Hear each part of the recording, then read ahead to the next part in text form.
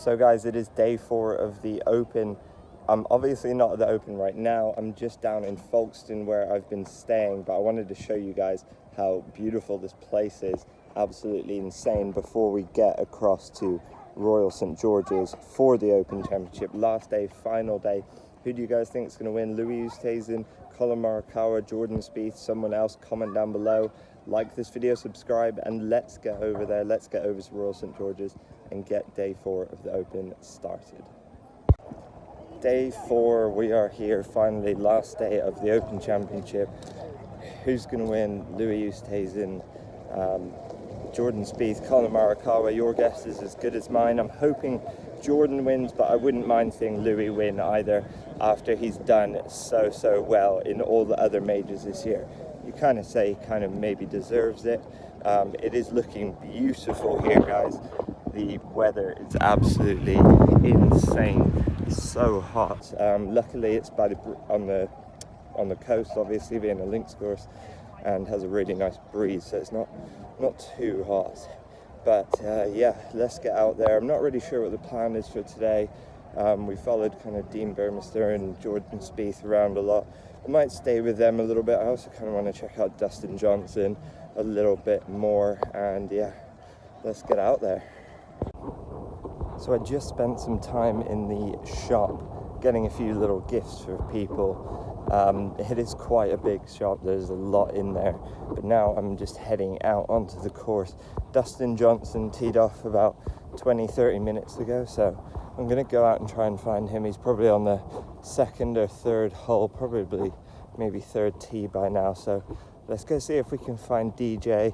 We might catch up with Dean Burmester a little bit later on the back nine too, and then we'll probably make our way back out to the front nine for the leaders, who tee off about 2:30, I think it is, with, you know, Spieth, Morikawa, Oosthuizen, etc. It's going to be a busy day. It's hot here, but a nice cool breeze, so a lot of walking to be done and a lot of golf to be watched. So here we are starting off with DJ. I think this is the 4th hole. It's a par, I think it's a par 4, long par 4, I believe.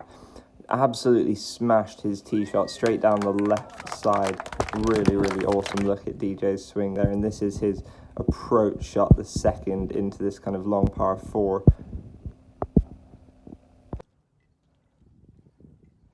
That was DJ's second, well, drive and second shot on the 4th hole, guys, just walking up to the green. The reason I'm so out of breath is because I had to go miles and miles around running. If I had one slight criticism of this week, it's a little bit difficult to follow, or it's very difficult to follow one group, because the walkways kind of zigzag a bit. They don't really open up the crossings much across the holes. Maybe a little bit over cautious on that, so it's very difficult. But we're walking up to the group now. DJ just ahead up there walking across the fairway, so we're going to follow him around for a few holes, see how he's doing. He just absolutely smashed driver in some sort of short to mid iron possibly. So yeah, let's get up here and then we'll follow him around for a few holes. It's a little bit quiet on this part of the course actually, which is quite nice, because it means it's a little bit easier to see everything, so get some good footage for you guys. And this here is exactly what I'm talking about. I just ran across this walkway to get to here. Could have stayed that side to watch the putting, but I thought tee shot up here, 5 tee box up here, I'd be better off coming up here. But what do I find? You can't get through, you can't get anywhere near it. You've got to go all the way around. Oh my god, it's such a nightmare.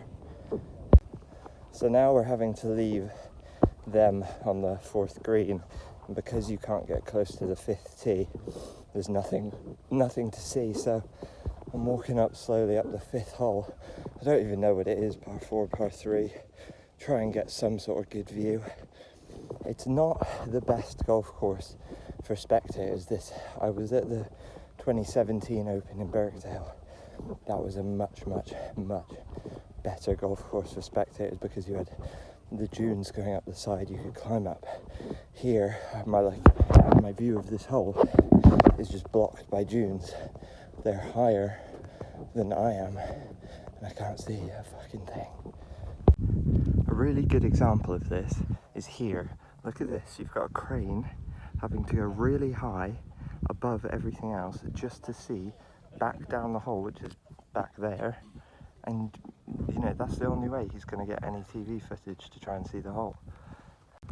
So here we've got the 5th green, but back there somewhere, can't even see, there's the tee box miles back there, but you cannot see the entire hole at all because of these dunes.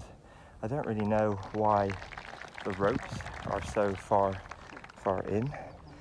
I don't see any reason why the ropes couldn't have kind of gone along here. There's even a path. But yeah, I mean, it's a beautiful looking green. Look at that. Look at those views behind it. So we'll take a look at DJ when he gets up here. So someone's ball just pitched at the back here, but I'm pretty sure DJ's is the one just on the front edge. So here's DJ and Emiliano Grillo walking up to this green here of, again, a fairly long-ish par 4, I believe, here.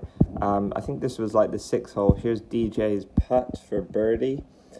Just strolls past, just early walk on that one. And here's the 6th hole, kind of mid-range par 3, 174 yards. And we watched DJ and Emiliano hit here. Emiliano hit first and just pulled it a little bit left. I think it was just left side of the green. The pin is on the right. The pin's kind of tucked right, quite close to some bunkers. Obviously, Emiliano not happy with that one.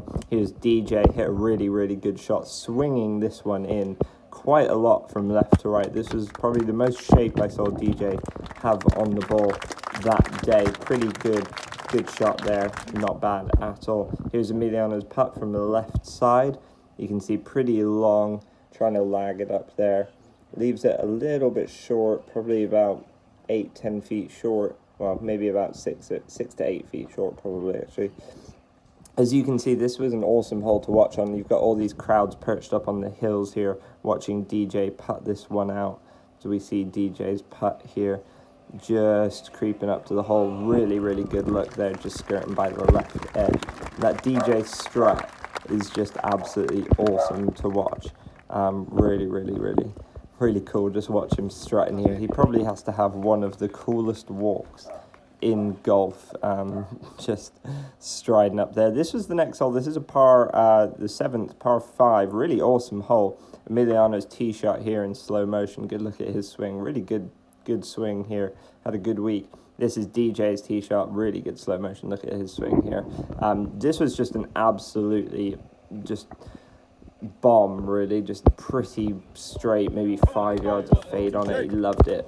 Just easy walking out there. This was DJ's 2nd shot into this par 5 7th. I'm kind of perched up on a hill here, but take a look at this. This makes its way strolling up onto the top level there for about 15 feet or so for eagle. Here's DJ strolling up there. You can see his ball probably about 15 feet, I'd say that looks like. This is Emiliano. This is for eagle. Check this one out. Straight in, eagle on the 7th hole at Royal St George's in the last round of Open. That was pretty special for Emiliano. Picking the ball out the hole was an absolutely incredible putt. Really difficult as well. That ball was racing by if it didn't go in the hole. Here's DJ's eagle putt. Sad to see this one just miss. But I think if Emiliano hadn't holed his, DJ might have. It's a little bit difficult to hole a eagle putt after someone else has just holed one. This is then, I believe, on the next tee watching DJ. We got some really good looks down the line at some of DJ's driver swings. I watched him on the range as well, and the day before. If you haven't seen the day 3 video, check that out, because we saw a bit of him on the driving range. But it was so impressive in person watching him hit. Watch this driver swing, just absolutely smashes it just up the left, cutting back. Okay guys, so we've watched DJ for a few holes, watched him almost make eagle. It was awesome watching Emiliano Grillo make eagle that putt. it was racing by, but went in. Pretty cool though. Got some good clips for you guys, some good slow motion shots of DJ. Now I'm walking across, well, kind of parallel to the 12th at the moment.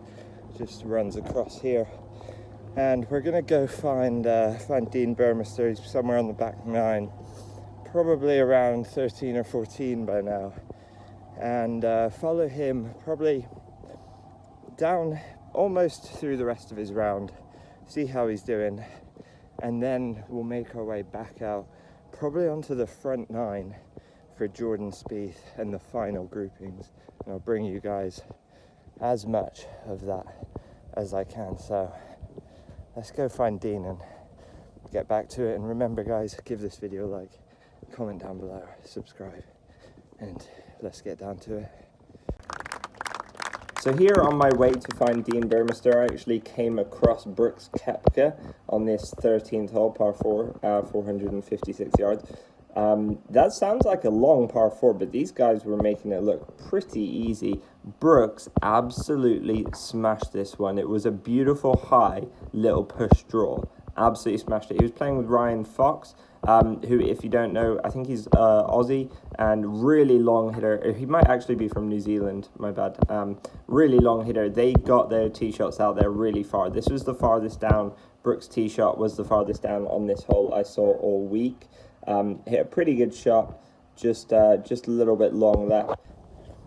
So we got a few shots of Brooks Koepka walking down, well, going down the 13th. Got a good look at his tee shot, which was just a beautiful smashed push, a little push draw. And it's actually, I've seen a lot of tee shots on 13 and a lot of the second shots, and Brooks probably hit it down there further than anyone I've seen so far. Now today that hole is playing downwind, and it is the first shot I've seen, and Ryan Fox, who missed the fairway, wasn't far behind Brooks at all. So now we're just going down we're going down 14. Got a few players here, and let's check these second shots out, and then we'll go find Dean. I think he's 15 or 16. And here we find Tony Finau. Really good look at Tony. I didn't see too much of Tony this week. Good look at front on, look at his swing there in slow motion.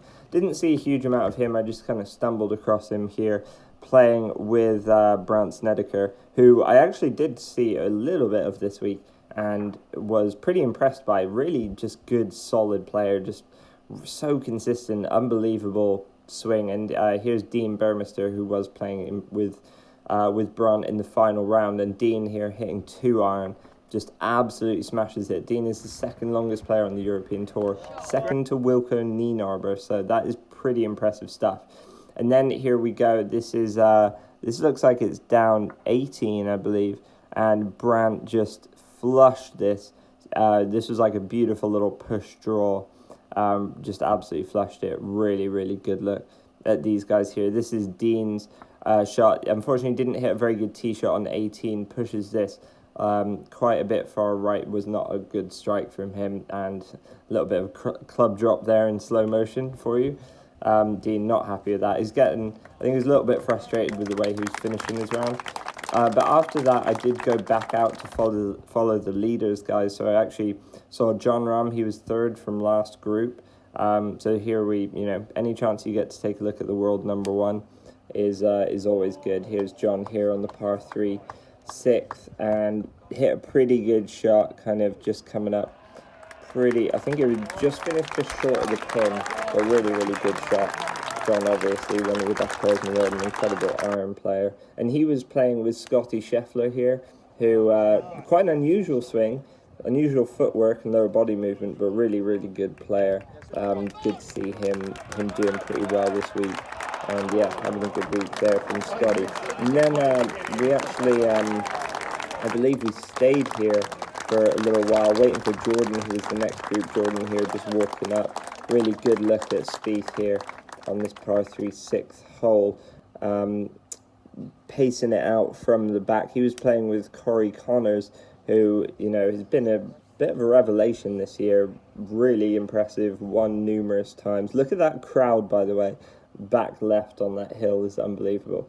It's just, this is one of the great things. Look at that, just surrounded by the green is just surrounded by people. Incredible atmosphere. And the final day of the Open. Here's Jordan.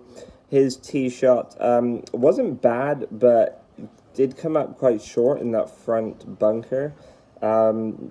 He kind of looked a little bit confused that it came up that far short. He actually looked back at the crowd and asked if it was short, because he obviously couldn't see it from where he was. Now, this is the next hole, the par 5 7th, and this was a really, really interesting hole for a few different reasons. First of all, well, let's take a look at their tee shots in slow motion. Jordan just warming up here, getting ready to hit this one. Really good look at Jordan's swing here. Now, this par 5 7th, this is actually the hole Jordan Spieth made eagle on, which got him, I believe, within 2 shots of the lead. It is definitely a lot hotter today, guys. Breeze isn't as strong. I really feel the heat a lot more. I'm having first ice cream of the day. That makes number 4 for the week so far. Not too bad, that. We just watched Spieth and Connors tee off on number, what's that, a 7? It might have been 8, 7 or 8. I think it was 8. Par 5. Both hit pretty good tee shots. Spieth, I think, straight down the middle. Connors maybe slightly left. It was a little bit hard to see. A lot of blind tee shots around this golf course. So we're gonna try and follow the last few groups. It's a little bit difficult. Not necessarily because of all the people, more because of where the ropes are positioned. It's very difficult to see a lot. For example, I'm walking down this hole now, and like, you know, if there weren't crowds or ropes, you wouldn't even know you're on a golf course. So yeah, we'll follow them around and we'll see who comes out on top.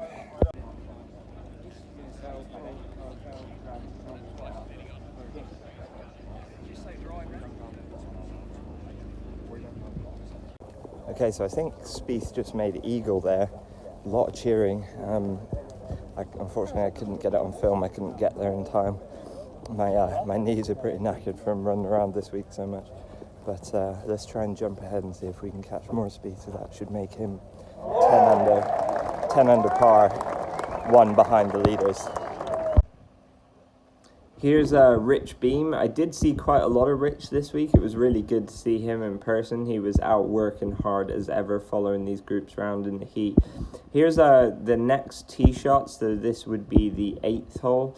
I believe it's a par 4. This is Corey Connors' tee shot. He just hits a beautiful, like, high little baby draw. This is Spieth's tee shot after the eagle. This was a really, really confident looking swing. This was just a beautiful high fade straight down the middle. Absolutely loved it.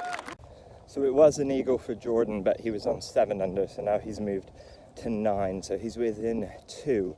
But there is a big fist pump after, oh, I'm going the wrong way, after that eagle putt. Really seems to want this badly, and my money right now is on him. He just piped his tee shot down this 8th hole. Absolutely looked flushed, so looks like he's on a bit of a roll. So now Spieth's strolling up to the green on this 8th hole, and unfortunately his second shot, I think he was, at this point, you know, he's trying to be quite aggressive. He's just made eagles, 2 back of the lead, trying to be quite aggressive, hit it into this front right bunker. The pin is quite close to the right, so, and the pin slopes down. Hit a really good bunker shot though to about 5 or 6 feet. You know, at this point in the round, I'm kind of thinking, you know, he has to make this if he needs to have a chance. You know, if he can't afford to be dropping shots at this point. In typical Spieth fashion, walks in, and in just an incredible crowd reaction whenever Spieth hold a putt. Just the crowd noise was unbelievable. Everyone wanted him to win. This is then the next hole, the 9th, I believe. This is their tee shots. Jordan hit 3-wood here, hit a really good one, pretty much straight down the middle, with just a little bit of a push draw. But, you know, at this point, his long game looking really, really good.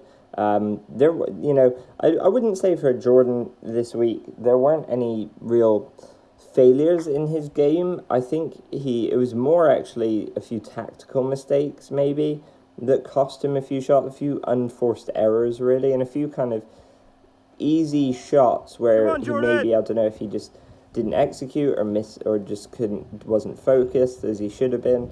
Here's him walking down this hole, and this is his approach here. Really good look at his approach here into this hole.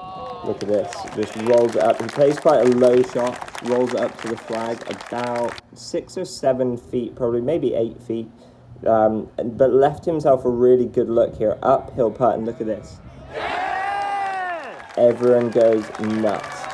It was just incredible. Absolutely, just at this point in the round, he's gone like, I think like birdie par, eagle par, birdie or something like that. And you know, at this point in the round, the crowds and everyone is really getting behind him. And at this point also, the crowds are really starting to gather because like the leaders have gone past the, you know, the first few holes, so everyone's kind of stacking on and starting to follow these guys because they're one of the last groups out on the course and obviously so close to the lead. So this is then the 10th hole. Quite a short par 4 this. Beautiful tee shot here from Jordan. It was just a tiny bit right, but not far. It was like right side of the fairway. Really good, like high fade. Jordan was moving it both ways off the tee, by the way. And here's Corey Connors.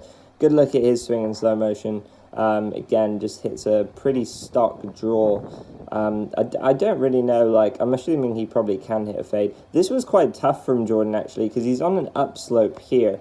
But this green, it was quite windy, and it was so exposed. And the pin's right at the back. And Jordan did incredibly well to get that ball pretty much almost pin high right to the back here. He left it just maybe 20, 50, probably 15 feet short. And here's the putt, and just check this out.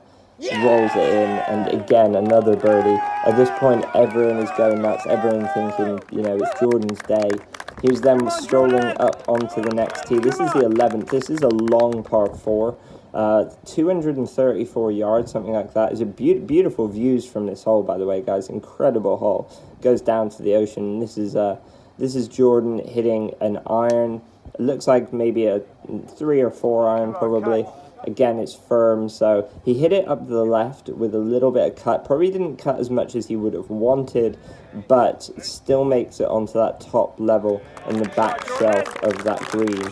So, you know, a lot better than being down there in that bunker. And here's, again, Corey Connors' tee shot, and just incredible holes. Here he's hitting hybrid. You know, it is a long hole, really, really long hole. And the wind, I think, was a little bit off the right as well. So I think Corey just left his in the front right bunker. Just going down this 11th hole now, guys, and Spieth is making a bit of a charge. I think that's how many? That's 2 birdies in a row, and then before that a par, and before that an eagle. So definitely on a bit of a run. This back 9. Morikawa is 14 under, Spieth now 11. So we're just walking up here with the leader, Spieth. Nice warm greeting. Everyone absolutely loves him. So he's just hit his tee shot up onto that top left plateau, and see if he can make a classic Spieth long putt on Sunday at the Open. So here is Spieth's birdie putt on this par 3 11th. Long putt, you know, pretty good putt there, lagged it up to 2 feet, tapped that one in, and here he is strolling over to the 12th. And, you know, at this point, again, there's not really any flaws in Jordan's game. He's holding putts, his long game's really good. He's, you know, look at that view also behind this hole, right on the beach, basically, right against the water. Incredible golf course this week. It had a lot of blind shots on it too, and this is also one of them, a blind shot. You hit over some kind of hills. And yeah, nice guy putting his hand in front of my camera there. And here's Corey Connors on the 12th, approach to the 12th. Good luck here. And as we follow this, I think he just puts it kind of middle of the green-ish. The pin's kind of on the middle right. Jordan hit his long, but then did manage to get up and down. I ran over to the 13th tee because it's quite a good viewing spot for the tee shots here.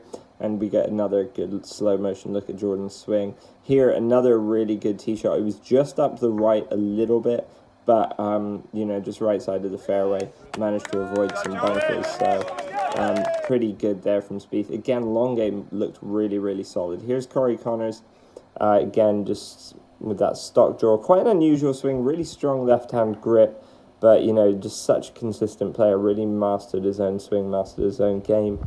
As we come down here, walking down the 12th on this one, just absolutely incredible hole. Just the atmosphere was just building and building up, and Spieth did not disappoint.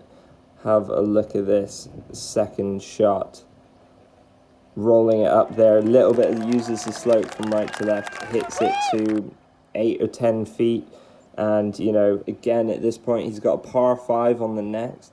He is playing some really, really good golf. He got off to a bit of a slow start in this round, but at this point, really building momentum, and the crowds are really behind him, really gathering. Everyone's shouting for Jordan, and here's the birdie putt, and he does not let us down, and the crowds are going nuts. So onto the par 5 14th now. He played his tee shot, middle of the fairway, quite a long way back though, and it's not a very long par 5, but it is fairly narrow, and there is some trouble right.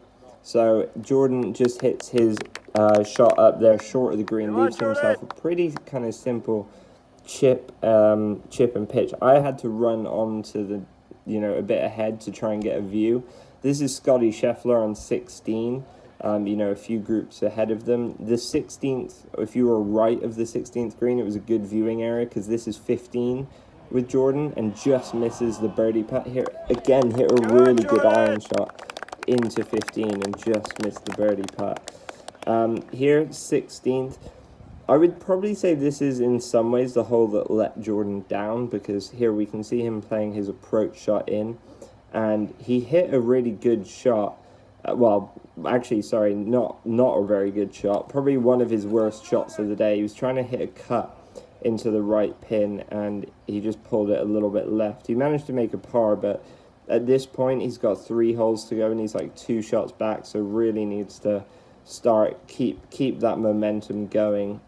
And again, Corey Connors here hit a pretty good shot, I think somewhere in the middle of the green. I then went onto the 17th tee to try and get a good look down 17 and 18 of Jordan and Corey as they were finishing their round. And this, in some ways, these last 2 holes probably let Jordan down the most this week. Again, here we are with driver. Good drive, just up the right side. But really, really good drive. But yeah, he made bogey here on the I think it was the 3rd day. From here's his approach, as you can see, really good approach again, like 10 feet, and you're thinking for birdie, you know, just incredible approach strolling up here. But here, Jordan, actually where Jordan is now is about where he hit his tee shot on in round 3, and here he is for the birdie on 17, but just didn't manage to get it to go. And at that point, you're kind of thinking he's 2 back, 1 to play. Maybe it might start being a little bit too late. But yeah, on 17 on day 3, he, from about 70 yards, he kind of hit it short of the green and 3-putted. So that was one of the big unforced errors he made this week. Here's 18. He's lined up a really long way left here, hitting a cut. So guys, that's a wrap for this week. I just got back to my car. Sad to see Spieth not win. Felt pretty gutted for him. Followed him around pretty much all 4 days for at least kind of 8 or 9 holes, and showed a lot of determination and heart. This guy's kind of mental attitude to golf, and never gives in, never quits, is pretty unbelievable, really.